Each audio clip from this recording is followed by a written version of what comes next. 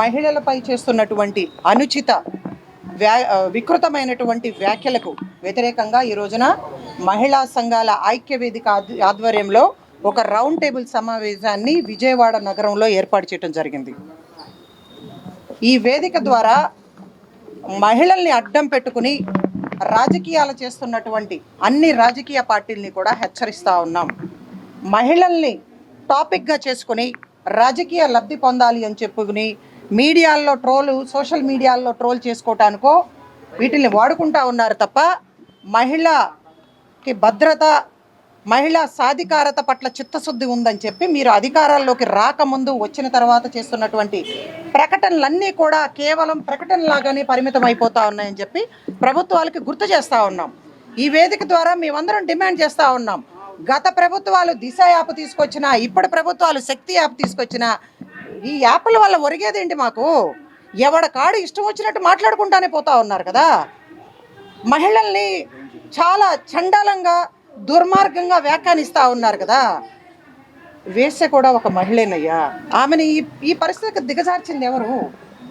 ఆమెను ఏ విధంగా గౌరవంగా సమాజంలోకి తీసుకొచ్చి గౌరవప్రదమైనటువంటి స్థానాన్ని కల్పించాలో అన్న బాధ్యత మనందరిపైన ఉంది, ప్రభుత్వాలపైన ఇంకా ఎక్కువ ఉంది.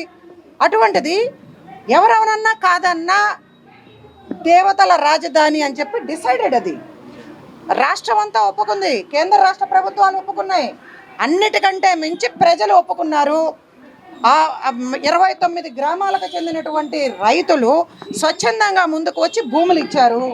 మహిళలందరూ కూడా రోడ్డు మీదకు వచ్చి ఉద్యమించాం. దాన్ని గుర్తించి గౌరవించి అమరావతి రాజధానిగా అది ఏర్పాటైపోయింది. ఈ రోజున ఏదో ఒక టైమ్స్ ఆఫ్ ఇండియా పేపర్లో వచ్చింది, కనీసం అమరావతి అని మెన్షన్ చేయకుండా 2 తెలుగు రాష్ట్రాల్లో కూడా ఆ సంఖ్య ఎక్కువగా ఉంది. అంటే ఏంటి? దాన్ని నియంత్రించండి, నిర్మూలించండి. మహిళలకి గౌరవమైనటువంటి స్థానాన్ని, మంచి వృత్తి ఏర్పాటు చేసి వాళ్ళని సభ్య సమాజంలో గౌరవంగా బ్రతికేటట్టు చేయండి అని చెప్పి దాన్ని రాజధానికి ముడిపెట్టి ఒక వెధవ ఎందుకు పనికిమాలిన సన్నాసి వ్యాఖ్యలు చేస్తే సామాన్యుడు కదా.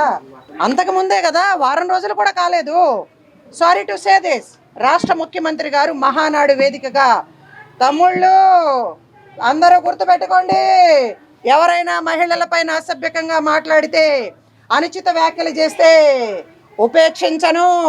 అది ప్రకటనకే పరిమితం అయిపోయినట్టు మాకు బాధగా ఉంది. ముఖ్యమంత్రి గారు మీ భార్యని నడి రోడ్డు మీద అసెంబ్లీలో అపహాస్యం చేస్తే, చాలా దుర్మార్గంగా మాట్లాడితే మేమందరం కూడా వచ్చి మాట్లాడిన వాడిని చెప్పులతో సత్కరిస్తామని చెప్పాము, నాలికలు చీరేస్తామని చెప్పాము. ఆ తర్వాత కొంతమంది ఇతర పార్టీకి చెందిన వాళ్ళు భారతిరెడ్డి గారి పైన, ఆమెకు పుట్టిన పిల్లల పైన కూడా వ్యాఖ్యానించారు. దాన్ని కూడా సమర్థించలా, తాట తీస్తామని చెప్పాం. ఏంటి మాకు ఈ బాధలు? ఏదొచ్చినా, ఏ ఇబ్బంది వచ్చినా మహిళలకేనా? మహిళల్ని వాడుకుంటారా? ఈ రోజున 50% పైగా ఓటు బ్యాంక్ ఉంది కూడా ఆంధ్రప్రదేశ్లో మహిళలది. ఓట్లు గుద్దించుకుంటారు. మహిళలకి ఇటువంటి అవమానాలు జరుగుతున్నప్పుడు మాత్రం ఒక్కడు బయటకు రారా? జర్నలిస్టుల్లో కూడా మహిళలు ఉన్నారు, వాళ్ళని కూడా ఒక్క ఫోటో పెట్టుకుంటే చాలు. నేను సోషల్ మీడియాలో చూస్తున్నాను ఎంత అసభ్యకంగా వాళ్ళకి కమెంట్లు చేస్తున్నారు. ఇవో మా సోదరి స్వరూప ఉంది, లీలా ఉంది, సాహిత్య ఉంది, ఇక్కడ ప్రత్యక్షంగా ఇంకా అనేక మంది ఉన్నారు. ఎందుకనా మీకు? అదేమంటే మీ ఇళ్లల్లో ఆడాళ్ళు లేరా? మా ఇళ్లల్లో ఆడాళ్ళు లేరా? అందరి ఇళ్లలోనూ ఉన్నారు. ప్రతి మగవాడి పుట్టిక వెనక ఉన్నది ఒక ఆడదే. ఇది మర్చిపోతూ ఉన్నారు. అందుకే ఈ వేదిక ద్వారా డిమాండ్ చేశాం, ఒక సమర్థవంతమైనటువంటి ప్రభుత్వంగా, బాధ్యత కలిగినటువంటి ప్రభుత్వ పెద్దలుగా మీరు వ్యవహరించాలి అంటే తక్షణమే కఠినమైనటువంటి చట్టాన్ని చేయండి. ఇక్కడ ఉన్నటువంటి మహిళా సంఘాలని, ప్రజా సంఘాలని ఆహ్వానించండి, డిస్కషన్ చేయండి, దానికి అనుగుణంగా చర్యలు చేపట్టండి. రాజకీయ పార్టీలకు చెందిన ఎవడైనా సరే, విశ్లేషకులైనా సరే, ఇటువంటి చౌకబారు వికృత వ్యాఖ్యలు చేసినప్పుడు మీడియా డిబేట్ల నుంచి వాళ్ళని బహిష్కరించండి. రాజకీయ పార్టీలు వాళ్ళని సస్పెండ్ చేయండి. వాళ్ళకి ఎన్నికల్లో టికెట్లు ఇవ్వద్దని కూడా మేము డిమాండ్ చేస్తూ ఉన్నాం. అదైపోయింది. సాక్షి అధినేత ఒక మహిళ, అమ్మ భారతిరెడ్డి గారు, మీకు ఇదే పరిస్థితి వచ్చినప్పుడు మేమందరం మాట్లాడామమ్మా. మేమే మిమ్మల్ని అడుగుతూ ఉన్నాం, డిమాండ్ చేస్తూ ఉన్నాం. మీ ఛానల్లో ఇంత విష సంస్కృతి, ఇటువంటి విషపూరితమైనటువంటి వ్యాఖ్యలు మహిళలపైన బురద జల్లుతూ ఉంటే అక్కడ ఉన్నటువంటి సీనియర్ జర్నలిస్టు కనీసం ఖండించి ఇమీడియట్గా క్షమాపణ చెప్పించి ఉండాల్సింది, అది ప్రసారం చేయకుండా ఆపించి ఉండాల్సింది. అన్నీ చేసుకున్నారు. మీరు కేవలం ఎజెండా ఏంటంటే అమరావతి పైన అసభ్యకరంగా ప్రచారం చేసుకోవాలి. మీకు కడుపు మంట, అమరావతి అభివృద్ధి జరగడం ఇష్టం లేదు. చేసిన తర్వాత ఇది తప్పు అని చెప్పి అందరం బయటకు వచ్చాం, మహిళలు బయటకు వచ్చారు.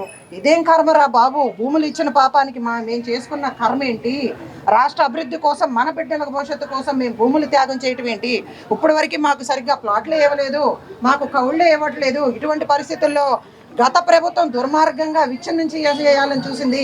ఇప్పుడు ప్రభుత్వం వచ్చింది, మోడీ గారు వచ్చి మళ్ళీ పునర్నిర్మాణ శంకుస్థాపన చేశారు, అభివృద్ధి జరుగుతుంది అనుకుంటే ఇటువంటి పరిస్థితుల్లో మళ్ళీ రోడ్డు మీదకి వచ్చి వాళ్ళు ర్యాలీలు చేసి పోలీస్ స్టేషన్కి వెళ్ళి కంప్లైంట్లు ఇవ్వాల్సినటువంటి దౌర్భాగ్యమైనటువంటి పరిస్థితి. ఏమి హోంమంత్రి గారు, మహిళా కమిషన్ చైర్పర్సన్, మనందరం కూడా దాన్ని అడ్డం పెట్టుకోలేదా?